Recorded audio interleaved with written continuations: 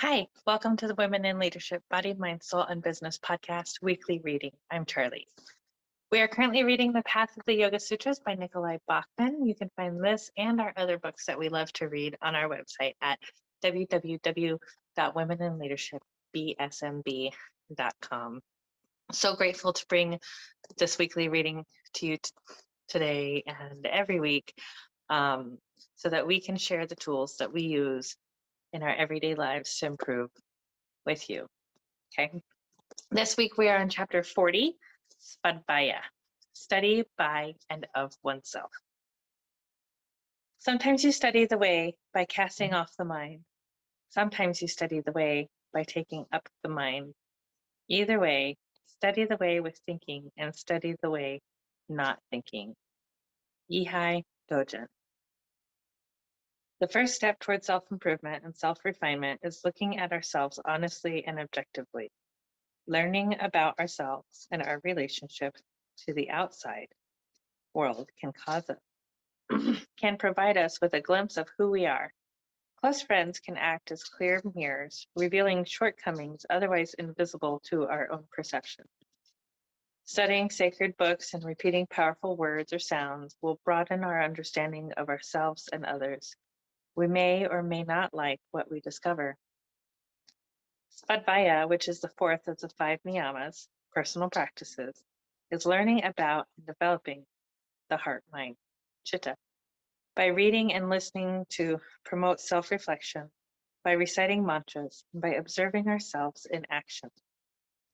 Looking at ourselves insightfully brings us awareness of our strengths and shortcomings.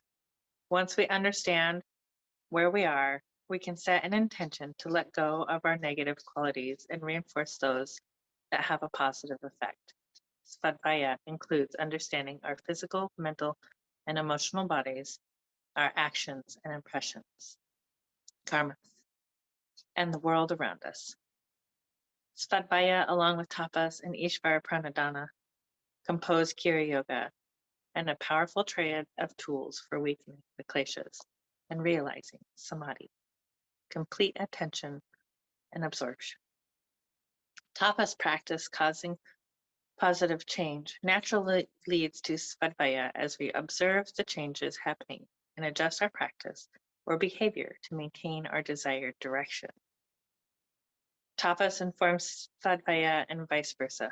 Practicing tapas often involves resisting the urge to act according to our habitual tendencies. This resistance may heat us up during the course of the interaction.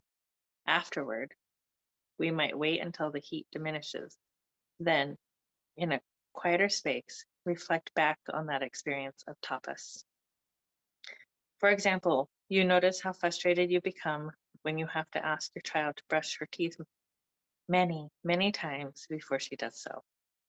This frustration can cause you to become angry toward the child and maybe raise your voice at her, especially if the two of you are under pressure to be somewhere by a certain time. Afterward, you reflect on the interaction and try to think of ways to avoid becoming angry.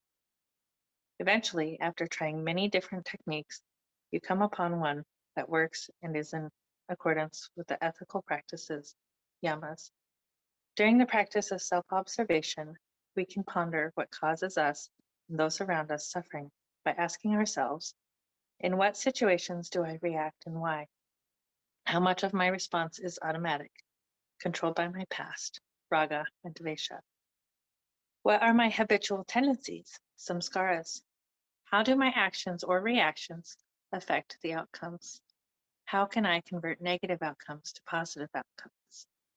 Traditionally, Svadhyaya meant learning and repeating a mantra chosen by our teacher for us and studying sacred texts that guide us inward, like the Vedas, Upanishads, or Bhagavad Gita. The mantra Om is the most common mantra, and its repetition connects us with Ishvara. If we have chosen a deity to relate to, then a mantra to that deity activates the energetic link between us and it. For example, the Hindu god Ganesha represents the energy of abundance and the clearing way of obstacles. Chanting a mantra specifically to Ganesha will connect us to that energy and help bring it into our life. Studying ancient scriptures is helpful if they are meaningful to us, since the texts of most religions were written long ago in a language foreign to most of us. We may need to seek out a worthwhile and relevant translation and interpretation of our chosen scripture. We can also study books or listen to audio recordings that cause us to ponder our nature or our surroundings, that lead us to improve ourselves in some way, or that help us to refine our yoga practice. Selecting a valid source of knowledge, pramana, requires keen discernment, viveka. Keeping a daily diary of actions that we were not proud of is extremely beneficial, since it brings awareness to parts of ourselves that we can improve. Rereading our diary may reveal patterns of behavior, providing a key to unlocking their original causes. Journaling regularly allows our daily thoughts and feelings to be expressed on paper, an exercise that in and of itself teaches us about who we really are. Through Svadhyaya, it is possible to understand anything about ourselves. Self-observation is the key to understanding who we truly are. When followed through tapas, with faith and humility, Ishvara Pranadhana, self-observation gives us the power to convert old harmful behaviors into new helpful action. The ultimate goal is complete self-knowledge, with a realization that we are a changing outer shell surrounding a pure, unchanging inner light of awareness. Thoughts. Recitation of a mantra will connect me with my chosen form of divine energy. Sacred and uplifting study contributes to my personal growth and improvement. I will take time each day to reflect on my thoughts, words, and actions. Exercises. Sit quietly and ponder yourself deeply. Write down those areas of your practice or behavior that you feel need improvement or refinement. These can be areas such as eating patterns, discomfort around certain people, or ways you react to certain situations. Think of different courses of action that will promote a positive outcome, making sure they are non-hurtful, truthful, maintain healthy boundaries, and understand the point of view of the other person. If there is one involved, begin keeping a daily diary. At the end of each day, recollect the situations in which you behaved positively and those in which your behavior was detrimental.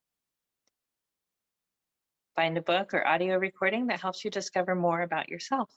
Make sure its viewpoint is not hurtful or critical toward anyone and includes tolerance for others' belief systems.